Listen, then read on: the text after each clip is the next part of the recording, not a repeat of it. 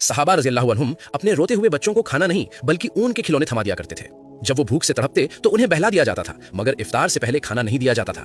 आज के दौर में शायद हम इसे सख्ती समझें, मगर हकीकत में ये दुनिया की सबसे बेहतरीन साइकोलॉजिकल ट्रेनिंग यानी ज़हनी तरबियत थी।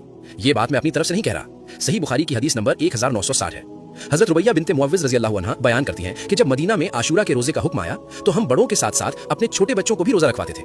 हदीस के अल्फाज हैं, जब वो बच्चे भूख और प्यास से रोने लगते या खाना मांगते तो हम उन्हें ऊन के खिलौने दे देते थे ताकि उनका दिल बहल जाए और इफ्तार का वक्त हो जाए। सही बुखारी 1960। यहाँ एक बहुत बड़ा सवाल पैदा होता है, सहाबा जिनके दिलों में अपनी औलाद के लिए बेपनाह मोहब्बत थी, वो उन्हें भूख की शिद्दत क्यों महसूस करवा रहे थे? अस्सलाम वालेकुम, ये है हसन फैक्ट्स की रमदान सीरीज का एपिसोड 3। एपिसोड 1 में हमने रोजे की तारीख हिस्ट्री देखी और एपिसोड 2 में इसकी फिलॉसफी समझी। अगर मिस कर दिया है तो इस वीडियो के बाद जरूर देखिए, वरना रोजे की पूरी पिक्चर अधूरी रह जाएगी। आज हम समझेंगे उस माइंडसेट को जिसने सहाबा के बच्चों को शेर दिल बना दिया था। वापस आते हैं उस सवाल पर, खिलौने देकर भूख क्यों बर्दाश्त करवाई गई?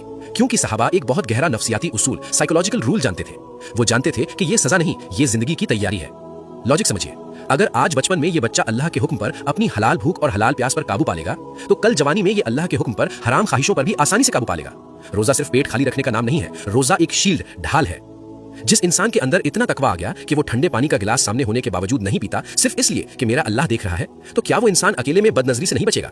क्या वो झूठ बोलने से नहीं रुकेगा? क्या वो जिना, अडल्ट्री के रास्तों से खुद को नहीं बचाएगा? बिल्कुल बचाएगा। यही वो तरबियत थी। सहाबा अपनी औलाद को सिर्फ भूखा नहीं बल्कि मुत्तकी, परहेजगार बनाना चाहते थे। नबी करीम सल्लल्लाहु अलैहि वसल्लम ने साफ फरमाया है कि जिसने रोजे में झूठ बोलना और बुरे काम नहीं छोड़े तो अल्लाह को उसकी भूख और प्यास की कोई जरूरत नहीं। सही बुखारी 1903। दोस्तों, इतनी सख्त ट्रेनिंग और इस कुर्बानी का बदला क्या है? क्या सिर्फ जन्नत के बाग या महलात? नहीं, रोजेदार का मकाम इससे भी ऊंचा है। हदीस कुदसी में अल्लाह रब्बुल इज्जत फरमाता है, अस्सौमु ली व अना अज्जी बिही, यानी रोजा सिर्फ मेरे लिए है और मैं खुद इसका बदला हूं। जरा इस जुमले की गहराई महसूस करें। नमाज के बदले जन्नत है, ज़कात के बदले बरकत है, लेकिन रोजे के बदले खुद अल्लाह है। कयामत के दिन जब लोग नेकियों का हिसाब दे रहे होंगे, रोजेदार को अल्लाह अपना दीदार नसीब कराएगा। यही वो यकीन था जो सहाबा के दिलों में बसा हुआ था। वो जानते थे कि जन्नत तो बहुत बड़ी चीज है, लेकिन जन्नत का मालिक उससे भी बड़ा है। और अल्लाह की मेजबानी यही खत्म नहीं होती। जन्नत में 8 दरवाजे हैं, लेकिन एक दरवाजा सिर्फ और सिर्फ रोजेदारों के लिए रिजर्व है, जिसका नाम है अर्रय्यान। अर्रय्यान का मतलब है प्यास बुझाने वाला, सैराब करने वाला। नबी करीम सल्लल्लाहु अलैहि वसल्लम ने फरमाया, कयामत के दिन पुकारा जाएगा कि कहां है रोजेदार?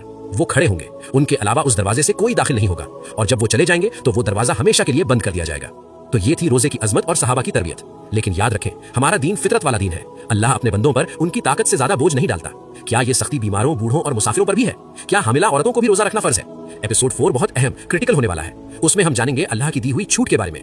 कौन रोजा छोड़ सकता है, फिदिया क्या है और कैसे दिया जाता है? ये जानना हर मुसलमान पर फर्ज है, ताकि अनजाने में हम अपनी जान को खतरे में ना डालें। अगर आपको सहाबा का ये जज्बा और अल्लाह का इनाम समझ आया तो कमेंट में सुभान अल्लाह लिखें और एपिसोड 4 के लिए वेटिंग जरूर लिखें।